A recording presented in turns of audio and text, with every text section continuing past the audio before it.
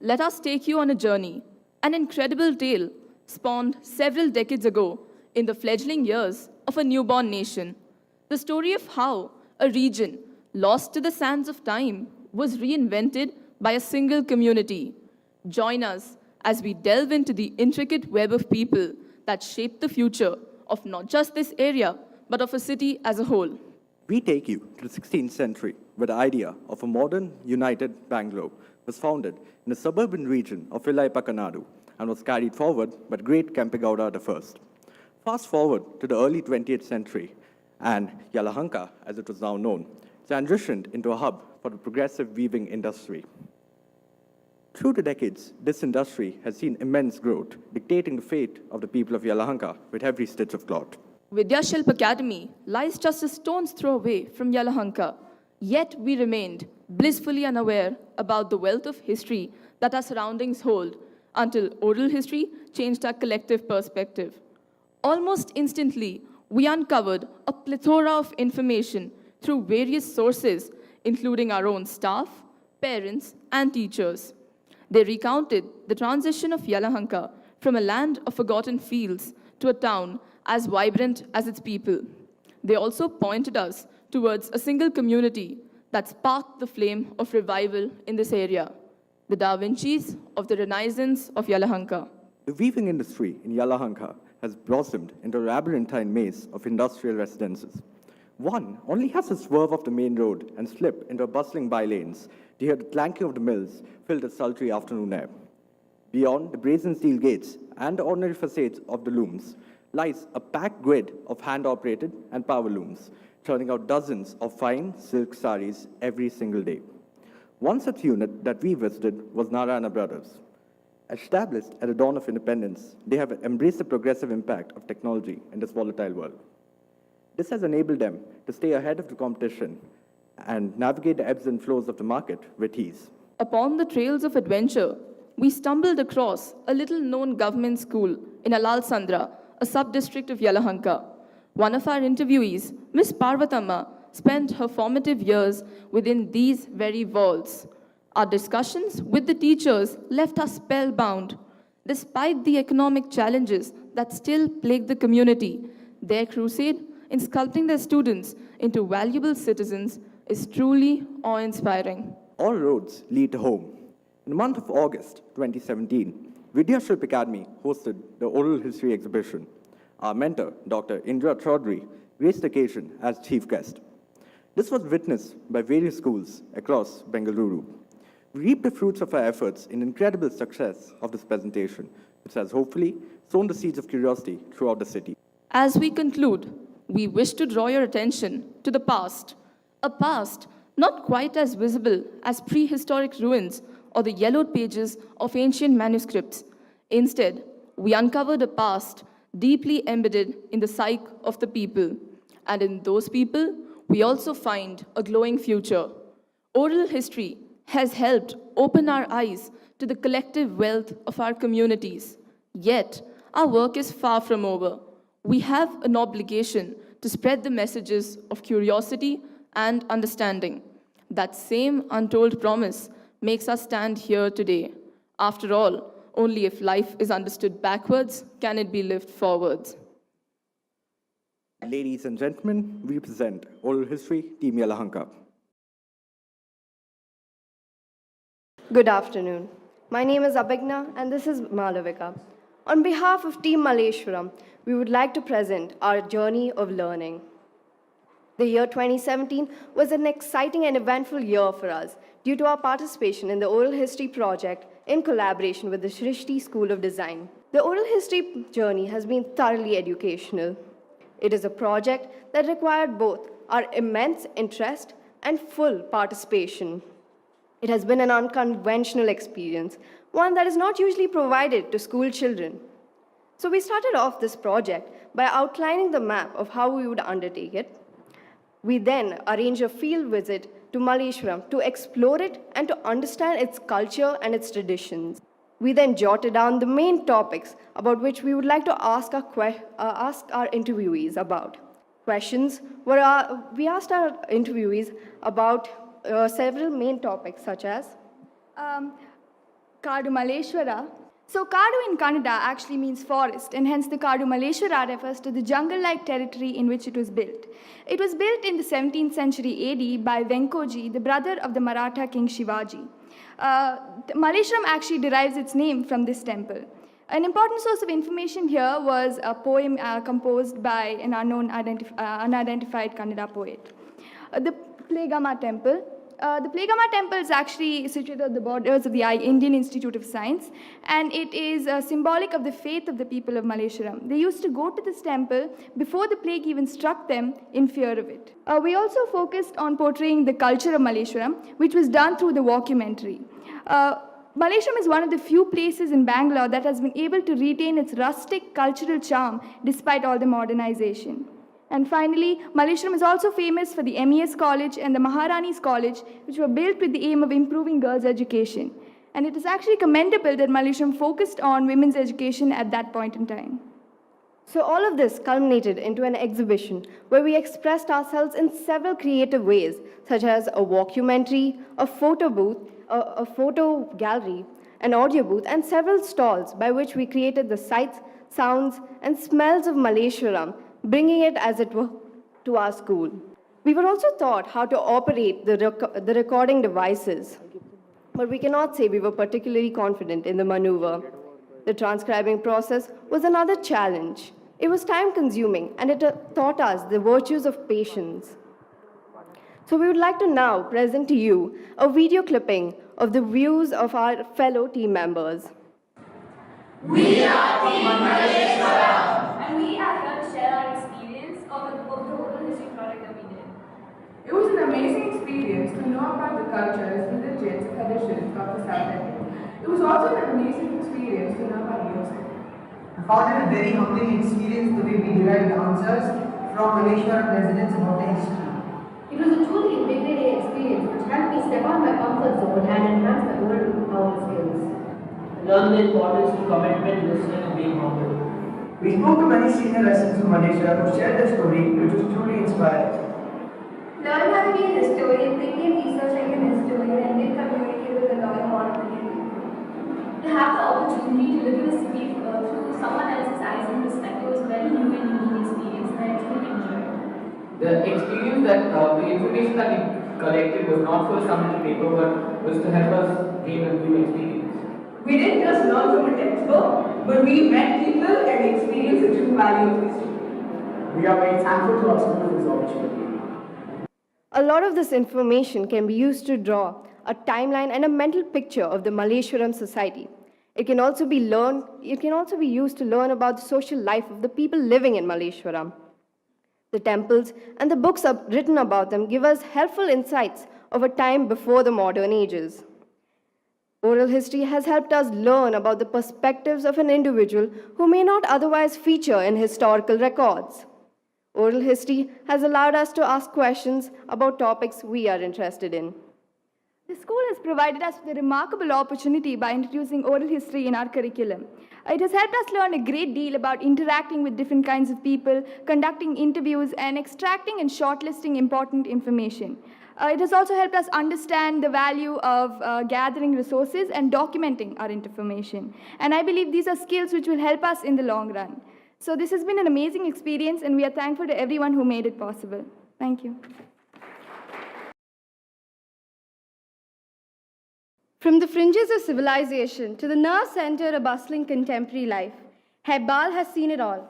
A journey from the past to the present, how Hebbal made it to Fame's Hall.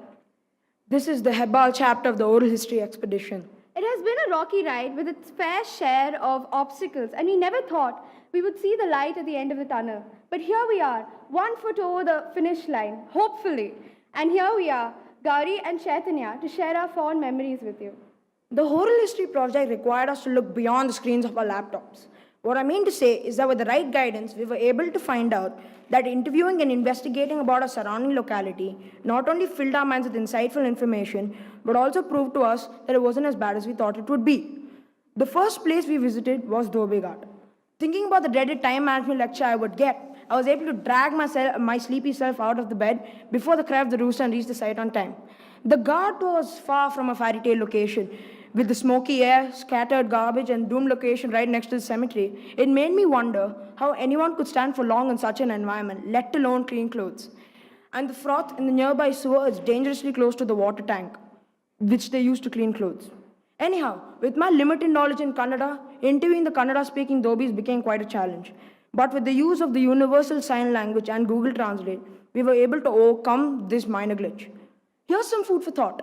There's a temple at the Ghat, and for its maintenance, the Dhobis donate 50% of their monthly salary, as they believe God is answered to all their prayers. A thought-provoking lesson that we learned from the Dhobis was about their struggle to provide bread and butter for their family. People like you and me, who are living in a bubble-wrap world with platinum spoons in our mouth, couldn't begin to imagine what it would feel like to not know when our next meal was, or breaking our backs to make the ends meet. But the surprising fact is that we are never satisfied with our belongings, creating an ever-growing mound of outdated gadgets, old clothes, and old trinkets, while these Dhobis are happy and content despite their dire situation. The Dhobi Ghat seems like a very dreaded place, and Hebbal is a concrete jungle. And the only oasis in this grey desert is the UAS campus in its 50 shades of green. Despite the disappointment of not being able to meet the dean, we were, however, able to interview the resident bookworm, Mr. Girish. He was a bit frigid, answering our questions in monosyllables, but we were able to extract from him the history of the campus and the agro-scientific methods that were being developed there. The UAS campus, the lungs of Bengaluru, was literally a breath of fresh air and made me realize how much I was missing in my daily life. For all the exhortation about the Ghat and the campus, the A-list of Hebbal is the lake, for both the right and the wrong reasons. We were lucky enough to get an interview of a wildlife photographer and an avid bird watcher who took pictures of migratory birds that visited the lake. For a person who travels by the lake, not once, but twice every day, there was a lot I did not know about my very own backyard. For example, there is this tree beside the lake which is completely blanketed in white. This is because of the migratory birds that are perched on this tree, thousands of them. And this person has also captured several internationally recognized pictures of birds there. Well, the oral history project would have been incomplete without investigating the members of the vis-à family. We took 3 interviews of 3 people from different walks of life: a maintenance staff, a geography teacher, and the administrator of school. What we learned from all the interviewees was that there has been a metamorphosis of sorts in Hebbal. While the change is appreciated, the endless noise caused by the traffic does stir a regular wave of irritability in their houses. Actually, Hebbal is a very intricate area with treasures hidden around every corner. And in this 1 year, I was able to learn a lot about this place I travel through every day, but did not give a second thought about. What I learned from the project was how time affects land use and how land is used differently by the plebeians in that area. Some use it for leisure, some for livelihood, and some for spiritual satisfaction. If there was anything I learned from the project, it wasn't the knowledge I gained. Because anyone can say gibberish about how this project helped them improve their teamwork skills, or how it helped them add weight to their resumes, or how it helped them become better human beings. But for me, this project was like a camera full of memories. The fun moments I had, the experiences with my friends, which were most likely a once-in-a-lifetime opportunity. Thank you.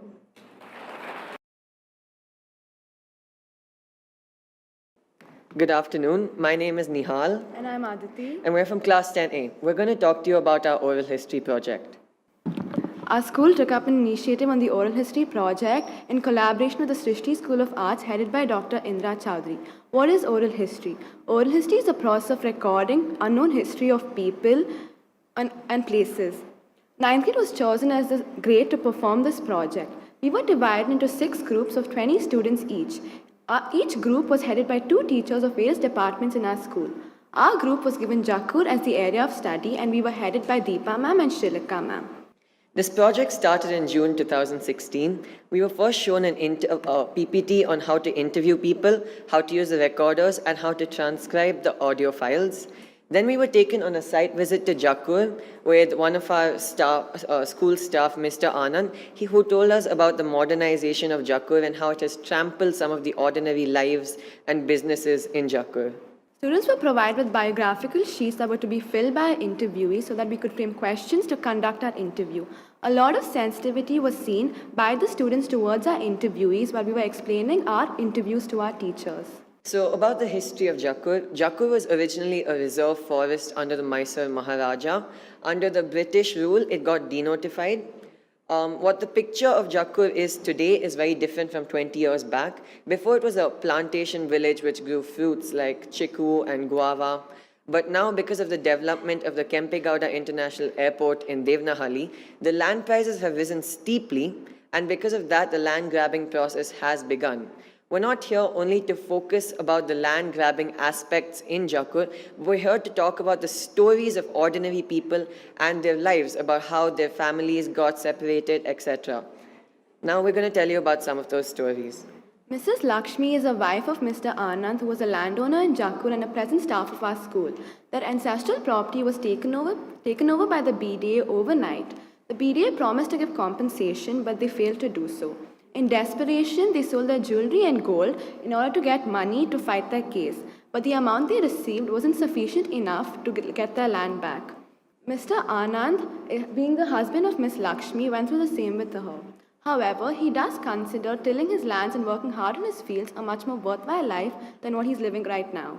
Zahir sir, who is a sports coach in our school, tried to get land in Jakur too. He tried 8 attempts, which is equal to 40 years, as each attempt required 5 years. After all these attempts, when he finally got his land, he then realized that his land was under litigation and all those attempts were of no use as he couldn't use the land. Miss Manju is a very friendly and bubbly staff of our school. We did not know the pain she had gone through because of the beautiful smile that she displays on her face. Only after conducting this interview did we find out the truth behind that smile. Miss Manju and her family owned 2 acres of land in Jakur, which was taken over by the BDA overnight. She states this to be a reason of the disintegration of her family because her brothers had to search for new source of income, which led to them take different paths in their life. Not all stories of Jakur are sorrowful ones. Some of them are also happy. Parvati ma'am, who is an art teacher in our school, enjoys the development and really likes the development in Jakur, as it has led to the springing up of grocery stores, shopping complexes, and roads and flyovers. Victoria ma'am, who is a math teacher in our school, also enjoys the development, but she feels that the price that Jakur had to pay is its original and natural beauty, as some of its coconut groves, its flower beds have all gone because of the development. Mr. Mathur came to Bangalore as a tourist. He settled down because of the changes Bangalore was going through. When we asked Mr. and Mrs. Mathur why they chose Jakur instead of all the other places in Bangalore, they said they were attracted to its scenic beauty and are happy with the developments taking place in Jakur. The more economically stable Satnur family realized the need of the hour and they gave away their land immediately. They realized that that was the price for development. As you can see, we've interviewed people from different walks of life. Some of them are labor maintenance staff in our school, some of them are teachers, and some of them are from the economic middle class. Therefore, we can proudly say that from all these interviews, we have got together something in this book which you will not find in any other history textbook.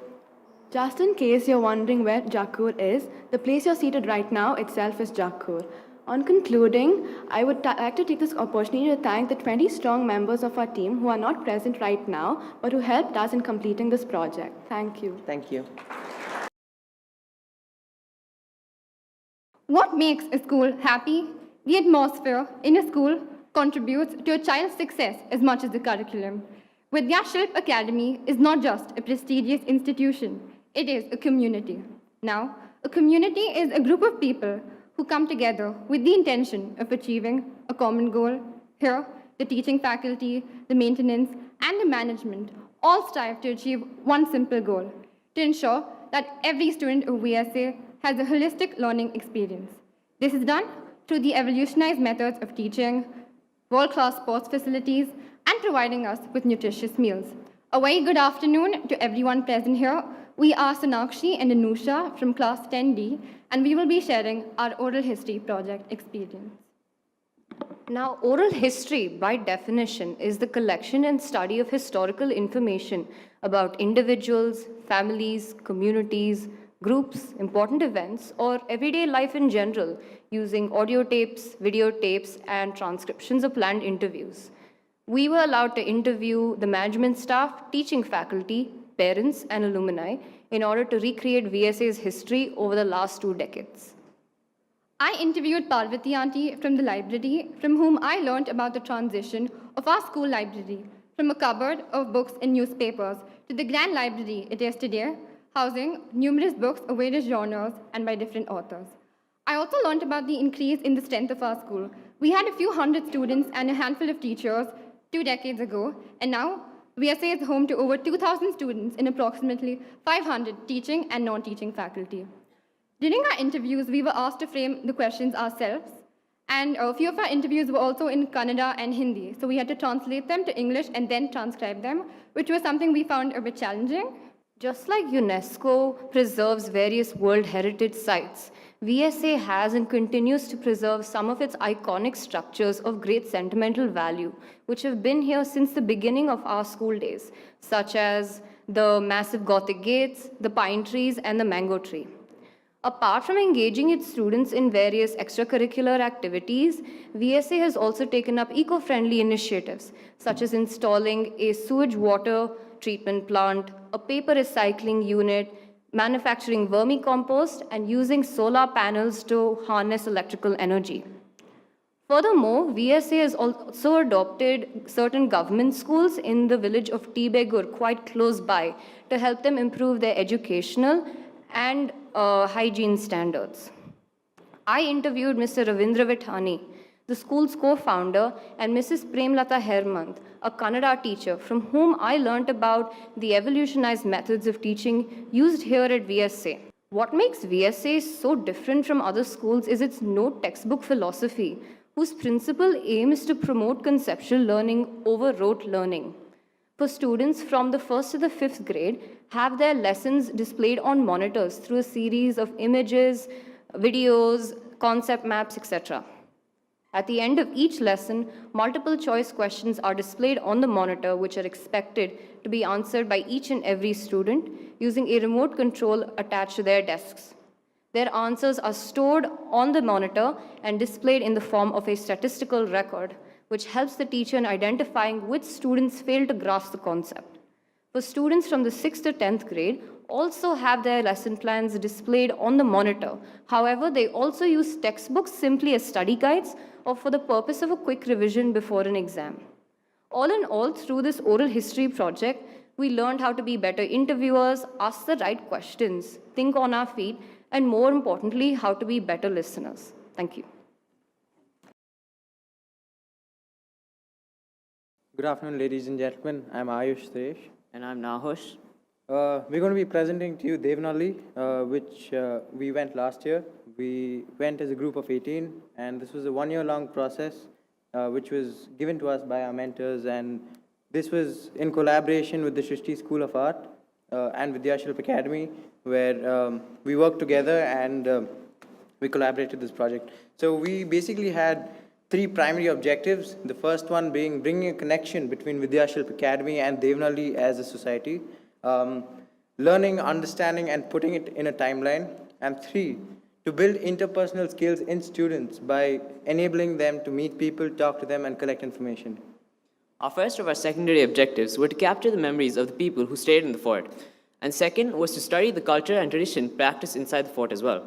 And the third was to study the myths and stories that are passed down through the generations of the fort. We inculcated 5 basic study methods when we came about compiling this project. It included picture study, library studies, on-site study, desk research, and interviews. As we said, a team of 18 of us went last year with our 2 mentors, Miss Srileka and Miss Angel Rupa. The very first thing we got to know was how Devanali got its name. I'll tell you a small story. It's about 2 gentlemen, Ranambairi Gowda and Malabairi Gowda, who are father and son. They had come out in search of a livelihood and happened to come upon the landlord, Devana Gowda, who assured them that if he was to lease them land, it would have to be named after them. So that's how Devanali got its name, after Devana Gowda. Tippu Sultan. Anyone know the Tiger of Mysore? Yes? No? Yes? Okay. Actually, when we went to Devanali Fort, we found out there's a memorial built outside the fort for Tippu's birthplace. His mother Fatima Begum gave birth to Tipu Sultan outside the fort and donated a silver bowl which is still kept in the treasury of the main fort, of the temple in the main fort. Beliefs and rituals. The very first thing which we found interesting was the Venugopala Swami temple present inside the fort has a flagstaff, also known as the Dwajastamba, which was erected by itself. No manpower was used to erect that. The second information we collected was the deity that's placed inside the temple is obtained from a nearby lake, which actually belonged to the Vijayanagara Empire. And in the service of God, this was a story that I'd like to tell you about, where which throws light on the Devdasi system that was present at that point of time. So this was a story where the Devdasi had played a key role in helping the priest of the temple. The transition. After the construction of the new Kempegowda airport, Devanahalli has changed a lot. We found out from interviews that in the past, a fare, there used to be only the red Vani bus and red KSRTC bus to travel from the city to the Devanahalli. Now there's cabs, but the fares have increased a lot. And the government policies have also been incorporated into Devanahalli, such as water policies. They've dug tube wells for people in the village to get water, and it's increased overall. There's more infrastructure now. The students take on the project. These are some of the opinions of the students, yes. The on-site interviews. These are some of our on-site interviews with a few people from our school, a few people from inside the fort, a few people who stayed in the fort, and some parents as well. Summary. To summarize the entire project, which was 1 year long, I'd like to say, as students, as a collective idea I've taken from 18 of us, I'd like to say that this 1 year long project has given us a great insight and given us information that's not available anywhere else. And compiling this project, bringing it to one book that we made over a year, has given us a great insight. I think this oral history project has really given all of us an insight into what all can be achieved apart from what was there on the internet. Thank you.